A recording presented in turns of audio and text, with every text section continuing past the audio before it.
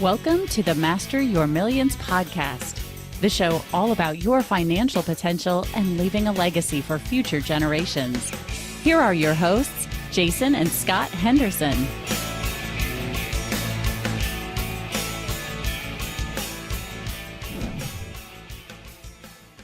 Welcome back, everyone. I'm your host, Scott Henderson, and my co-host is Dr. J. We're experienced investors with a huge advantage of over 100 years of wisdom and experience in investing. Today on Master Your Millions, we are super excited to have our guest, Austin Whitney. Austin, thanks for coming on.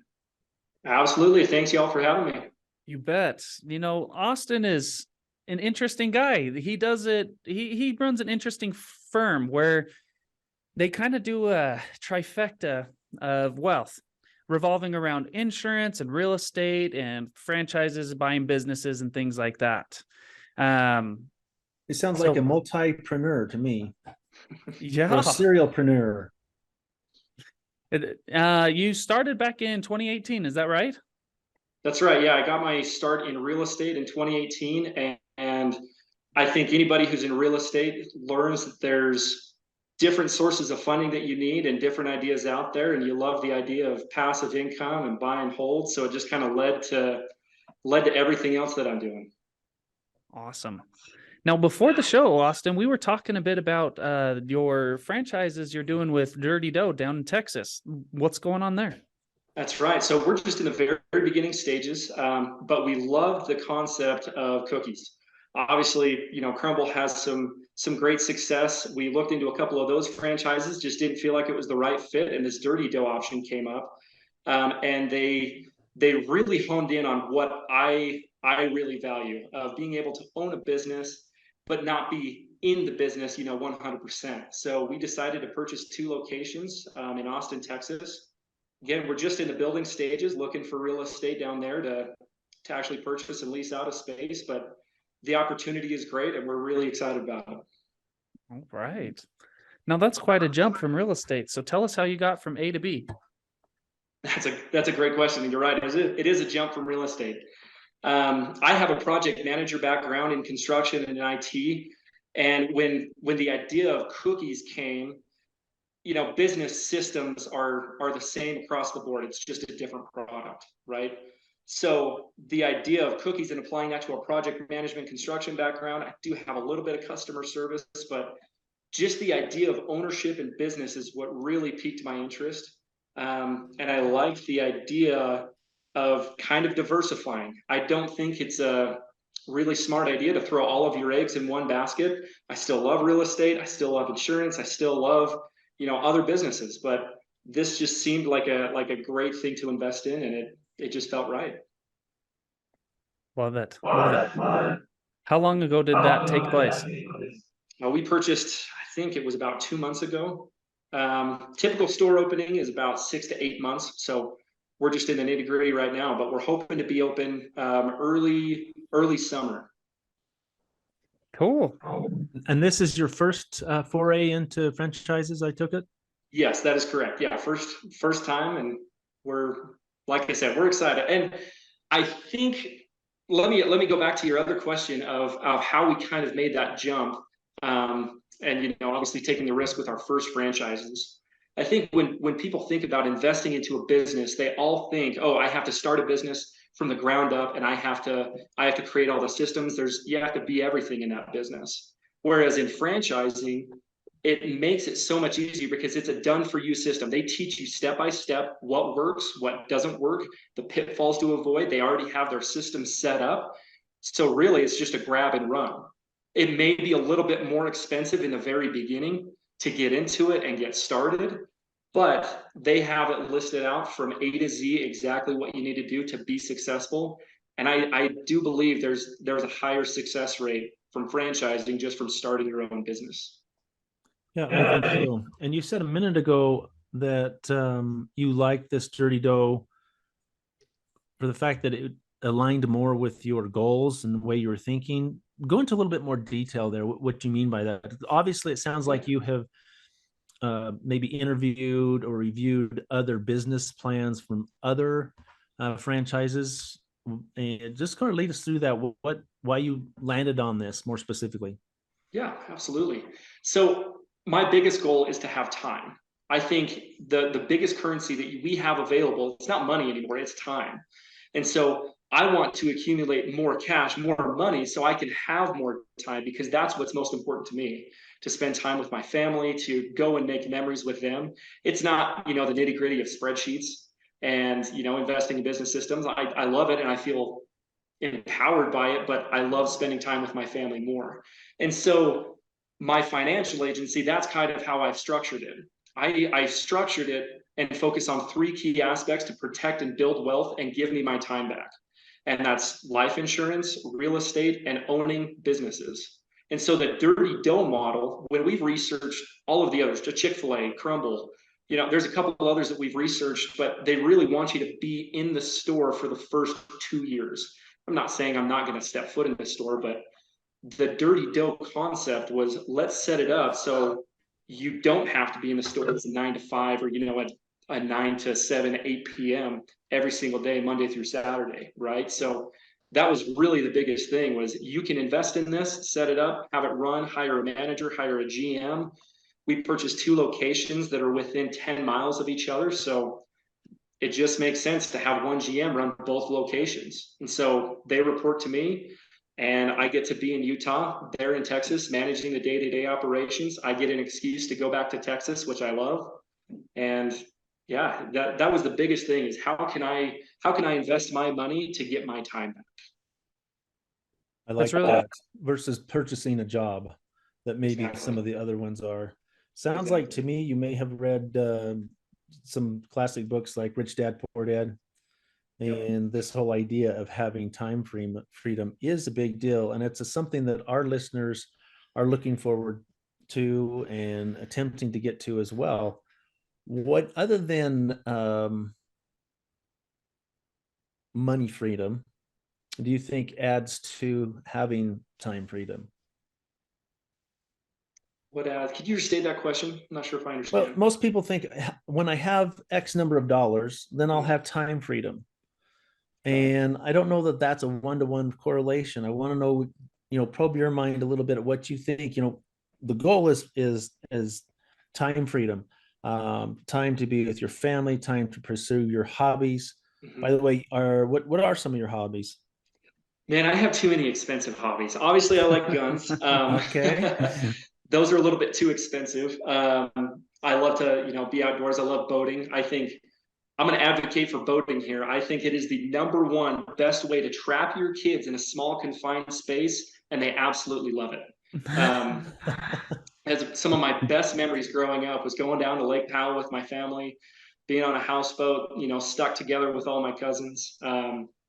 But I do think you're right. I don't think there's a monetary limit that we could put on, say, like, okay, I need to make at least $1 million a year to have this time with my family. I think my goal, and I think what a lot of other people's goals are, is to be able to mow their lawn when it gets long versus, hey, on Saturday I have a free day. I want to be able to take time and spend that away from my business, where I don't have to be in there building it every single day, to actually take a day off and take my kids somewhere and go make a memory with them, right? I think a lot of times we do put constraints on ourselves, and we say, oh, I have to make at least X amount to have this free time. But honestly, I think it's investing smartly, so your money's working for you, it's protected, and you do have that ability to bring in that passive income, in a sense, versus actually going out and actively working for your money. So passive income sounds like to me one of the biggest issues there, so that you can have multiple streams of income from multiple places. So Yeah, you've done absolutely. some with the franchise. We've covered that. Scott was speaking earlier about, he was telling me that you have an Amazon store. That's right. Yeah. So I have a fully automated Amazon store. And really, it's one of the better partnerships or the better partnership ideas that I've had. And it's really just, let me back up. Go back to the same concept. I could do it on my own. I could figure out, nitty gritty how to run my own Amazon store. I could source the product. I could do pretty much everything. But really it came back to, do I really want to trade more time to figure out something else, or do I want to let a team of experts do it? And that's really what drew me to that idea is, okay, I have this concept that there's another company that offers this option. So let's invest with them. And they've taken the automation aspect. So I'm just the money. I just give them the funds that they need. They purchase the products and they send it to the customers. And really I'm pretty much hands off. So how did you get connected with them? Like, what is the, what's the backstory there? Because again, that's a long jump from the two others that we talked about. It is. Honestly, it comes down to a network. I've networked with some good people who are also, entrepreneurs at heart, serial entrepreneurs, and they want to do a lot of other things. It came down to my network. He introduced me to it. And really, I saw what he was doing. I'm not sure, I'll drop his name. It's Jeremiah Evans. He's based out of Utah as well. He's the owner of Black Pine Capital, formerly Alpha Influence. And I've known him for a couple years now, and he has taken something from nothing and built a $50 million company. He's doing great. So once I connected with him, it's really your network who opens up the door for all of these possibilities. How did you do this network? I mean, that one of the things that we teach on this podcast is that your team needs to be the best, right? That none of us are solopreneurs. We need to be out there and networking. To walk us through your process in expanding and acquiring, if you will, your network. Number one thing, provide value. And I know that's hard. So I'll give you a specific situation. So in real estate, when you're first starting out, you almost feel like you have zero value to provide to someone, right? You're brand new. You don't understand all of the terms. And there's thousands of different ways you can get into real estate. And there's little niches that you can get into, right? But everyone has value. Everyone has expertise in something, whether it's from a book you read. So my way of providing value is first joining Facebook groups, getting to know what's going on in my local area. And then there's thousands of free information, thousands of hours of free information on YouTube, online. People are pushing stuff on TikTok, Instagram, their blogs. So really trying to hone in on what you feel comfortable with most investing, and then learning as much as you can about it from the free information. But also just, like I said, providing value to people. So take what you already know. You're an expert in one field already. Even if you're in a 9-to-5, you're an expert in that. So try to provide value to somebody else. I see too many people, especially in the real estate community, come in and expect somebody to come and hold their hand. And they're asking questions like, I don't even know how to get started. And they feel defeated, but they're not providing value to somebody. Bring someone a deal. Say, hey, look, I've connected with a real estate agent. This is the deal that they're doing. Does anybody want to partner on this deal? Or does anybody have advice on this deal? Does anybody want to be an investing partner? Provide some sort of value to people so they're actually interested in corroborating with you. See, I need to make a point on that. I work in the industry all the time, and when I connect with a new realtor or a new brokerage or anything like that, that is the number one thing that I bring. Is I'll tell them, I've got 2 deals right now. You can test me out. Here you go. Yep. And that's exactly what you need to do. And so that was a wonderful, wonderful piece of advice that I don't think I've really even realized that I was doing. Well, I want to also ask you, right? You say you bring value. To whom are you bringing value, and how are you finding that individual? Are you saying that you joined the Facebook group, you find a deal and you put it out on Facebook? Hey, I've got a deal. Who wants to work with me? I want our listeners, I think I know where you're going. However, I want to kind of spell it out a little bit more plain for our listeners. Well, that's the number one advantage of Facebook groups. You're going to see who the top commenters are, the top engagers are. And typically, at least in my experience, I mean, Scott's a perfect example. He's one of the top commenters on this Utah real estate group that we're part of. So I know he's doing business. I know he's doing well. I know he's somebody to look to do a deal in Utah. And he has a very specific niche, and he has a very specific value that he offers. So when you're a part of these Facebook groups, you're going to find the people who are doing deals, and you can then present something to them, to that person. You can go to specific people. You can put it out as kind of like a blast to the community and see who helps. But the top commenters are probably the ones that are going to be doing the most business because they're networking and they understand what's going on. So translate this a little bit further for me. This is in real estate. Now, let's say, what would you do if you were doing something like this for a franchise?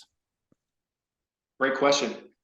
I've never met anybody who doesn't want to, one, diversify and isn't open to other investing opportunities. If you're an investor in one facet and you're an expert in that, the majority of people I've met are interested in everything else. I think you guys are interested in that Amazon store. You guys are interested in franchising, and I know you're real estate guys.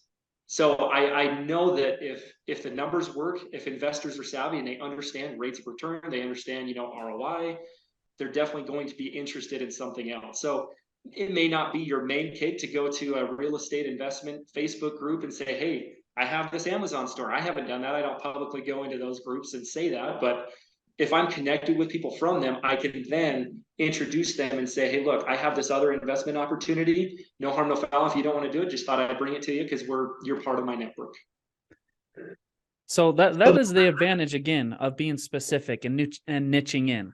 Once you build your initial niche, then all these other opportunities open up to you. There's all kinds of things. Like, it is not uncommon for our investors to come to us and say, hey, we would like to in on some of these other deals that we know you're doing. We know you're connected. And it sounds like it's the same thing for you as well, Austin. Would I be correct? Absolutely.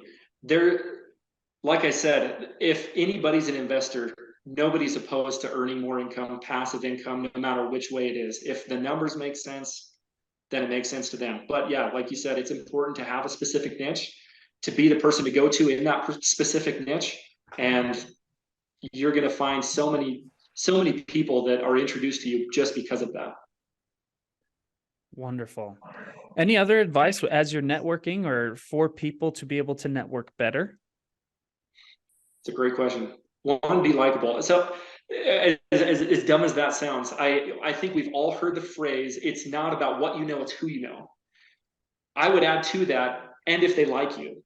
Because I could know a lot of people, and if they're just jerks, because I know the jerks in the industry, I think we all do. The people that I would never want to work with, even if they're successful, if they've been a jerk, I don't want to work with them because then I'd have to, revisit them over and over again. So be likable, and that's just small things, It can be presenting the deal, but it can also be, hey, I got great value out of this book. Send them a $14, $20 book is like hey, I was thinking of you, thought you might like this book, and if you wanted to read it. Something small like that can go a long way, I think. Yeah, you bet. Austin, you're sounding a little bit too Supermanish for me here. and I not that I want to tear you down in any way or shape or form. I mean, you're awesome. I'm very impressed about your background, how well you speak. You know your stuff. For a moment, for our listeners that might be feeling the same way, would you review some point where you fell on your face or you skinned your knee in the investment world, whether it was, you bought, one duplex and it wasn't you didn't inspect it right or something. Is there something there that you can maybe tell us a pitfall that you learned the hard way that you needed to avoid? Absolutely. So let's see, I think it was about 2 years ago, I invested in a property. It was a single family home that we were flipping down in San Antonio, Texas.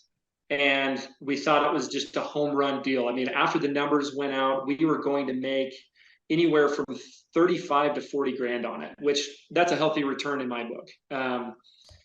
And once we got started, we found this contractor, and he had us jumping over the moon. He was awesome. He was almost too good to be true.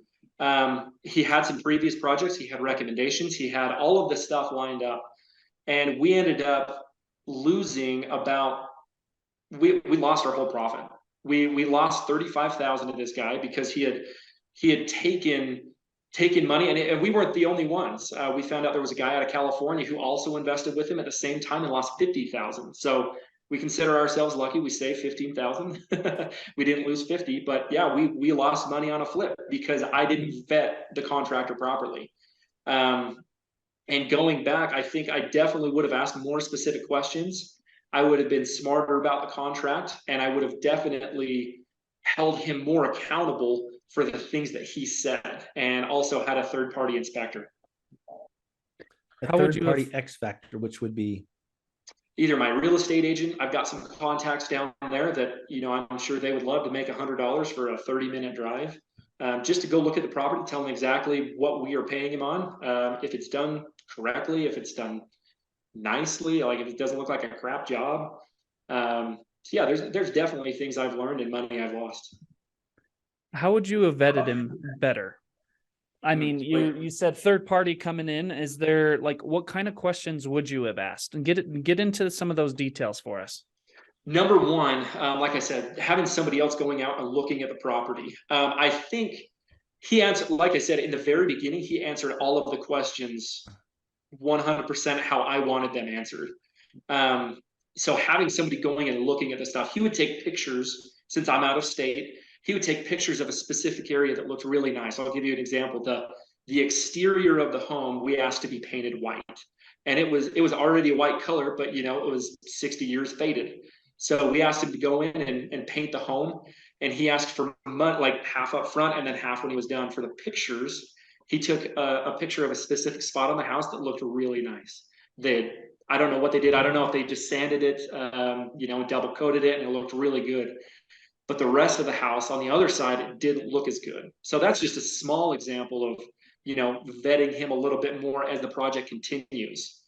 I'll give you an example of how I changed that. So the next flip that I did, the next house, we fired a contractor. We ended the contract because of the same thing. He answered all of the right questions, but we had somebody go out and look at it and didn't look great. So I gave him the chance. I'm like, okay, this is what I asked for. We have it in our scope of work. You agreed to it. We have a signed contract. If you want to fix it, great. If you don't, then we'd either like our money back or we're gonna terminate the contract. And we terminated the contract. So it's all about learning from your mistakes, right? Yeah, definitely. A lot of people don't understand. I mean, even the best of us fall flat on our face several times. And you need to be able to learn to enjoy that process. It's not fun losing 35, 40 grand, but the time freedom and the lessons learned from that I would imagine, has helped you a long way. As you've already said, you've learned from it, and several other projects you've been able to catapult off of that to make sure you don't repeat the same mistakes. well, and another way you can go about that is when you have, you link arms with someone that maybe has been through that, or they were partners with someone else who's been through that. Like, let's say I didn't have any experience, right?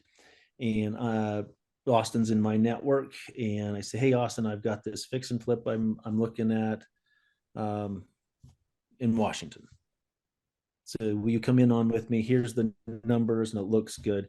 And we get into it and saying the same thing, contractor, and you would probably say, Jason, who do you have that's got boots on the ground at this property? Right? A lot of times your partner, your team should and often do have the experience that will save you thousands, or not tens of thousands. And that's one of the things, again, what we have stressed a bunch of times. Don't go out and buy your first rental property by yourself. Will you make as much? Possibly not. Will you lose as much? Probably not. You'll probably save a lot of money. You may not make as much, but once you cut your teeth and start to understand some of the pitfalls, I want to go a little bit further though, Austin. How have you learned to know whether a deal is good or not? It's a great question. One, obviously it's experience. When I first got started in real estate, I purchased an educational course. It was out on the radio. We went to this conference, and they gave us certain tools. Now, obviously, I've adapted it to my own business. Tools such as spreadsheets. What do you mean? Yeah, so like I've got a deal analyzer. Okay. It's a spreadsheet, and it lets me put in certain values of the deal that I'm analyzing. And so that's the first step, obviously. And I also have a construction background, not as extensive as I would like, obviously, but and as some as other people do, but really, it's just trying to gain as much education as you can, trying to plan for the unexpected, plan worst case scenario, but don't let that scare you, right? So really just trying to understand and evaluate as much as you can, get the tools and resources. And like you said, sometimes that is partnering with other people. You may not make as much, but that's okay, because other people have figured it out. There's a lot of people that are smarter than I am. So if I can leverage their smarts and do it, then why not, right? I'll pay them a little extra. Okay, so I'm going to follow your advice. I'm going to go get some courses. I'm going to go to some seminars. I'm going to study. Now I'm stuck in a loop, right? That nothing seems right, nothing's perfect, and so I have analysis paralysis. You've experienced something like that, or how would you say people could get out of that? That's one of the things we say all the time. Like, look, in the law of attraction, it's the action that's the key part, right? Absolutely. You want to go out and get something, you want it to attract to you time freedom, and through the law of attraction, well, you've got to actually do something. You're not able to stand on the sidelines. You jump in there and do it. I mean, can speak something along those lines. Yeah, absolutely. And I think we're all guilty of that at some point. One of the things that changed for me, I'm definitely guilty of that. One of the things that changed for me is I heard someone say, okay, what is one thing you can do right now in the next half hour to move your business forward? What's the first thing that pops into your head? Go do it. Because I think we do get into this analysis paralysis. We feel like, yeah, we know a little bit. We know, X, Y, and Z, but we don't know A, B, C. And that's okay. If you just start with one thing to move your business forward, that's taking action. That allows you to push forward. And then once you take one step, you're comfortable taking another step, and then another step, and then another step, and then you reevaluate. Let me give you an example. When we purchased this course, we were with a group of a ton of other people, right?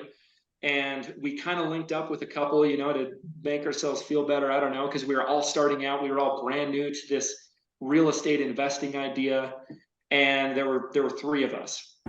We got started. We actually ended up purchasing our first property 2 months later. Together? Fast forward till now. Oh, go ahead. Together? You bought it together? No, just me. Okay. So we would go out and evaluate deals together. We would tweak things on our end. We'd say, hey, this is what we're learning. We're going to go out and buy our first property. The numbers weren't awesome on it. It wasn't a home run. We only made maybe $8,000 off of it. And I spent way too much time at that property. So in hindsight, that wasn't my best investment. But I learned so much from it. And just the action of me actually going and starting this property led me to other properties. It led me to other investments. Fast forward till now, out of that group of three people, I'm the only one who has quit their 9-to-5 job, has actively invested in other properties. And yeah, that's where we're at. They haven't taken that specific action and changed their action. If something's not working, if you're taking action and so worried about losing, you're never going to learn what works and what doesn't work more effectively. Period. Exclamation point. Period. I mean, awesome, Austin. Awesome, Austin. That's so well said. And I hope there's millions of people that will eventually hear you say that. That's very good said. With your permission, we're going to go a little bit. You've mentioned the I word a couple of times. A lot of people are like, when they hear insurance, they bristle. Right. I want to know, you've heard of the infinite banking concept, correct? Yep. And you say you know it quite a bit. I don't know what you make on a scale of 1 to 10. Where would you say you rate yourself there? I feel like there's always more to learn. I'm not going to give myself a number. I'm going to say I'm above 5. How about that? I know enough to be dangerous, and I don't know enough to be equally as dangerous. Oh, cool. Well, and I asked you once before whether you had read the book Becoming Your Own Banker by R. Nelson Nash. As being our guest, I want to send you a free copy of that book. I feel like that really is the book that started it all. And actually, Nelson was a personal mentor of mine. I actually flew him up to Logan here a few times to put on his seminar. He started the seminars back in the early 80s, and it was almost 20 years of doing seminars and tweaking them and changing them until he finally published this book. And there has been a countless number of other books that people have come out and put their spin on it.